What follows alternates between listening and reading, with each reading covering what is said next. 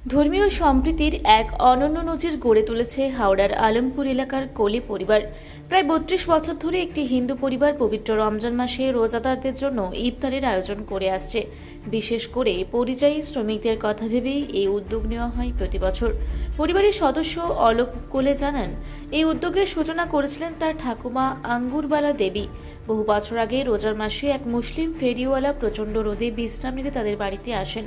তখন ঠাকুমা তাকে খাবার দিতে চাইলে তিনি জানান, রোজার কারণে তিনি এখন কিছু খেতে পারবেন না। পরে রোজার নিয়ম জেনে ঠাকুমা তার জন্য ইফতারের ব্যবস্থা করেন। সেই থেকেই এই প্রথার সূচনা। তিনি বলেন, ঠাকুমা আঙ্গুরবালা দেবী আজ আর নেই, কিন্তু তার স্মৃতিকে সম্মান জানিয়ে আমরা প্রতি বছর রমজান মাসের ২৭তম দিনে বাড়িতে ইফতারের আয়োজন করি। পরিযায়ী শ্রমিকরা পরিবার থেকে দূরে থাকেন, তাই তাদের কথা ভেবেই আমরা তাদের আমন্ত্রণ জানাই। এই বছর প্রায় ৫০ জন রোজাদারের জন্য ইফতারের আয়োজন করা হয়েছে। কয়েকদিন আগেই বিভিন্ন নির্মাণ শ্রমিক, মিস্ত্রি ও লেবারদের খুঁজে তাদের আমন্ত্রণ জানানো হয়। পরিবারের মহিলারা জানান, শাশুড়ি আঙ্গুরবালা দেবীর সময় থেকেই এই রীতি চলে আসছে। পুজোর মতো করেই সকলে মিলে সকাল থেকে প্রস্তুতি শুরু হয়। ফল কাটা, শরবত তৈরি, রান্নাবান্না সবকিছুই বাড়ির মহিলারা নিজেরাই করেন। পরে রোজাদারদের হাতে খাবার পরিবেশন করেন তারা। অন্যদিকে পরিযায়ী শ্রমিকদের মধ্যেও এই আয়োজন নিয়ে বিশেষ আবেগ রয়েছে। স্থানীয় বাসিন্দা শেখ মঞ্জুর আলী বলেন, প্রতি বছরই আমরা এখানে ডাক পাই। খুব আন্তরিকভাবে আমাদের আপ্যায়ন করা হয়। দাদা যেইভাবে আয়োজন করেন তা সত্যিই প্রশংসনীয়। বিহারের বাসিন্দা জাহাঙ্গীর আহমেদ, যিনি টায়ার সারাইয়ের কাজ করেন, জানান, রমজান এলেই তার মনে পড়ে যায় অলোকদার কথা। তিনি বলেন, এখানে এসে মনে হয় আমরা সবাই এক পরিবারের সদস্য। রাজনীতির ময়দানে যখন বিভেদের কথা শোনা যায়, তখন আলমপুরের কোলে পরিবারের এই উদ্যোগ যেন ধর্মীয় সম্প্রীতির এক উজ্জ্বল দৃষ্টান্ত। তাদের মতে ধর্মের বিভাজন নয়, মানবতায় শেষ কথা, আর সেই বার্তাই প্রতি বছর ইফতারের এই আয়োজনে ফুটে ওঠে। না, এটা ঠিক ওইভাবে নয়, ওইভাবে ওই দৃষ্টিকোণে দেখি না আমরা। দেখুন, মানুষ তো একই, ধর্মের ভিত্তিতে তো আমরা একজন আরেকজনের কথা বলি, কিন্তু ধর্মকে যদি বাদও দিয়ে দিই তাহলে মানুষ এক।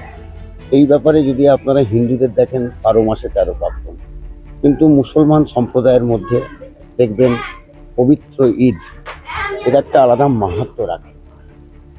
তো আমরা যখন, যেহেতু আমরা মফস্বলের বাসিন্দা, আমরা বহু মুসলিম সম্প্রদায়ের সাথে আমাদের ওঠা বসা, দৈনন্দিন যোগাযোগ, সেক্ষেত্রে আমরা অনেক সময় দেখেছি এরকম রমজান মাসে এরকম ইফতার পার্টি হয়। কিন্তু আমি একটু মানে বিশ্রাম নেব, এই বিশ্রাম নেবো বলে তখন ওই ঠাকুমা জিজ্ঞাসা করেছিলেন, কী ব্যাপার, যে বিশ্রাম নেবেন, আপনি খাবেন না কেন, আমার বাড়িতে মুড়ি আছে, খান। তখন বললেন, আমার তো রোজার মাস, তো আমি তো রোজা না ভেঙে খেতে পারবো না। তখন ঠাকুমাকে উনি সব কাহিনী বলেছিলেন, এবং সেই দিন থেকেই ঠাকুমা প্রতিজ্ঞা করেছিলেন এই রোজার মাসে আমি ওনাকে এইভাবেই আপ্যায়ন করব, ইফতারের মাধ্যমে। তো আমাদের তখনকার দিনে অভাব অভিযোগ, ঘরে যেটুকু গুড় ছিল, ছোলা ছিল, হয়তো ফল ছিলই না, সেটুকু দিয়েই উনি সেই শুরু করেছিলেন, এবং সেটা আজও আমাদের এই হিন্দু যে পরিবার, আমাদের কোলে পরিবারে, সেটা এখনও আমরা উৎসবে পরিণত হয়েছে।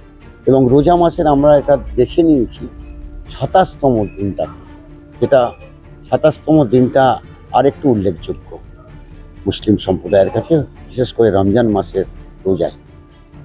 একটা কথা হচ্ছে, আপনারা ২৭তমটা এটা পালন করছেন, সেক্ষেত্রে মোটামুটি কোন কিন্তু অনেক বিভিন্ন রাজনৈতিক দলগুলোও তো এখন ইফতার পার্টি তারা দেয়, সেক্ষেত্রে আপনার কোলে পরিবার যে এটা বেছে নিয়েছে, সেটা কি বলবেন?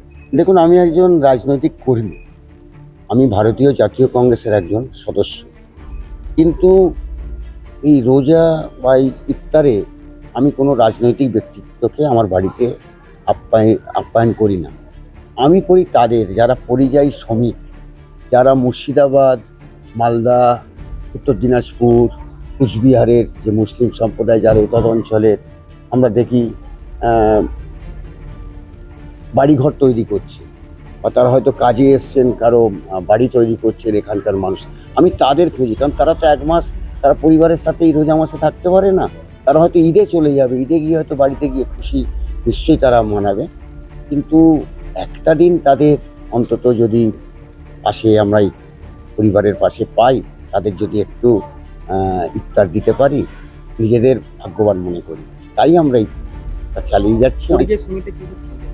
আমরা খুঁজি, ধরুন কোনো বাড়িতে কাজ করছে, তা আমরা লোকালি তো দেখি যে এখানে কারো বাড়ি হচ্ছে, তো সেই বাড়ির কাছাকাছি পৌঁছে গেলাম, তো পাড়ার মধ্যে তাকে জিজ্ঞাসা করলাম যে যে বাড়িটি করছে, তাকে তো আমরা চিনি, যেহেতু এখানকার মানুষ নয়। সেই বাড়ির মালিককে যখন জিজ্ঞাসা করলাম, বললো যে হ্যাঁ, ইনি তো মুর্শিদাবাদে বাড়ি, তিনি এসছেন বেলডাঙা থেকে। তা আমরা তখন ওই ভদ্রলোককে গিয়ে বললাম যে উনি যখন এসছেন ওনার সাথে আমরা কথা বলব। তখন কথা বললাম, ওই মুসলিম সম্প্রদায়, উনি অবাক হয়ে যান।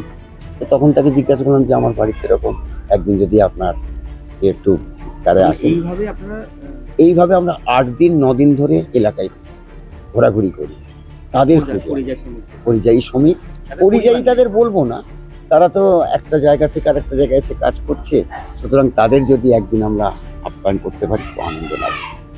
মোটামুটি ভীষণ উৎসব বলতে দেখুন, ঠাকুমা চলে গেছেন, গত হয়ে গেছেন, ঠাকুমা করে গেছেন, পরবর্তীকালে বাবা করে গেছেন, বাবা গত হয়ে গেছেন, আমরা করছি, এবং আমরা এই করতে করতে আমরা আমাদের যে ছেলে মেয়ে তাদেরও বলে দেওয়া হয়েছে যে এটা কিন্তু তোমরা প্রতিটা রেখে দিও, এটা করো। সামাজিক যতই বাধা বিমুখ যাই আসুন না কেন, কিন্তু তোমরা এটাকে আর কোনো রকম রাজনীতির কোনো সুযোগ এখানে দেবে না।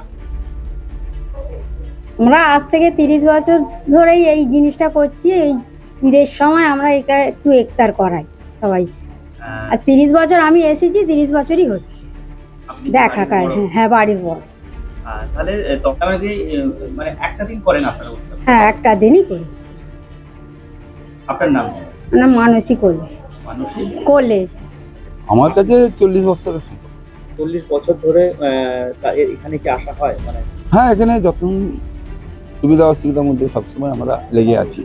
কোনো সুবিধার মধ্যে কোনো মানে সবের মধ্যে জড়িত আছি, কোনো অসুবিধা হয়নি বা হতেও দেই না। ভালোবাসার মধ্যে আমরা জীবনে এখানে যে আছি, আমরা কোনো খারাপ অনুভব করিনি বা হয়নি। আর নিজেদের মধ্যে ওই আলমপুর বলে যে জায়গাটা, আমাদের মধ্যে কোনো মনোভাব নিজের ব্যক্তিগত কোলে বংশটা, সেটা তার ব্যক্তিভাবে আমাদেরকে দেখছে। আমরা আলমপুরের মধ্যে কিছু মুসলমান বাস করি, তাদেরকে ভালোবেসেছে, আরো কিছু ভাবছে বা ভাববে। তাহলে প্রত্যেক বছরই তো এলে কি দিনটার কথা মনে পড়ে, কোলে পরিবারের ডাক? হ্যাঁ, ওনারা ডাক করলে আমরা দৌড়ে আসবো, বা আমরাও আমাদেরও প্রোগ্রামে ডাকি এখানকার যেসব মানুষগুলো আমাদের সঙ্গে সহযোগিতা করে কোনো এগিয়ে যাওয়া। আপনার নাম? শেখ মঞ্জুর আলী। অনেক মোটামুটি আমার এখানে 25 বছর আছে।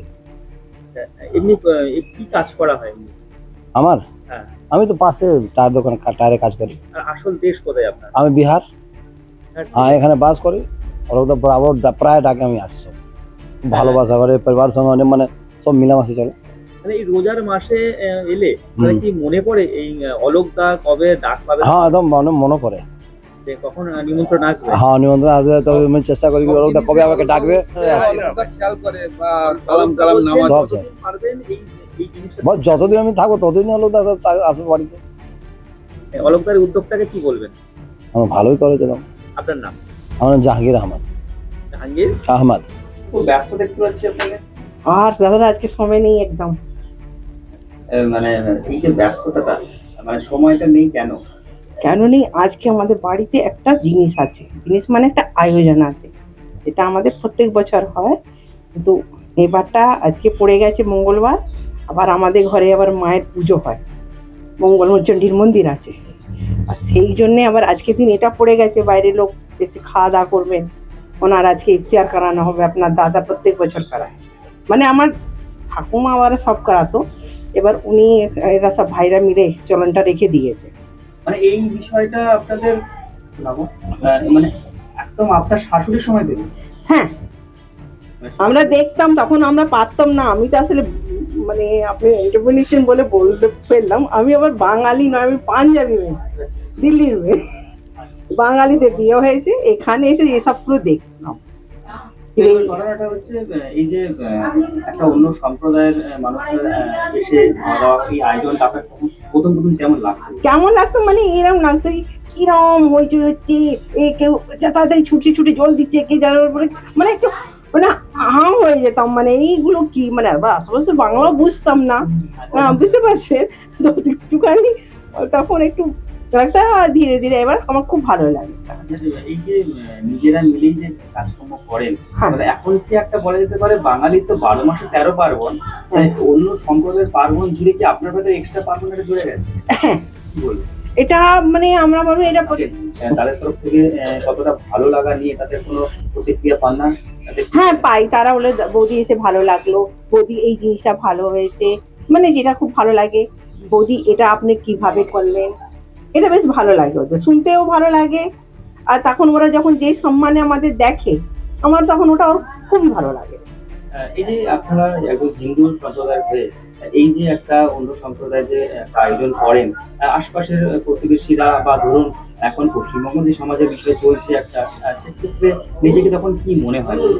তখন আমাদের খুব ভালো লাগে, কেন আমাদের পাশে লোকের আগে মানে আপাতত আমাদের এটা পুরোটাই কোলে বংশ এখানে, হ্যাঁ, কিন্তু যারা এখন বাই চান্স আমাদের প্রথমবার জানলো কি আমরা কাদের না এটা হতে পারে না, তখন আগে বছরে আমরা গেল বছরে আমরা ওনাকে এনে দেখানো হলো কি আমরা এটা করেছি, কেন ওরা অসম্ভব ভাবে এটাকে। মানে আজকে মঙ্গলচণ্ডী পুজো, তার পাশাপাশি যেহেতু বংশ পরম্পরা আপনাদের পুরনো পুজো, হ্যাঁ হ্যাঁ হ্যাঁ, সেই পাশাপাশি আজকে ইফতার এইটা মানে আপনার একটা পরিবার কোলে পরিবার কি একটা মানে সম্প্রতির একটা বার্তা দিয়ে চলে নাকি প্রত্যেকবারে?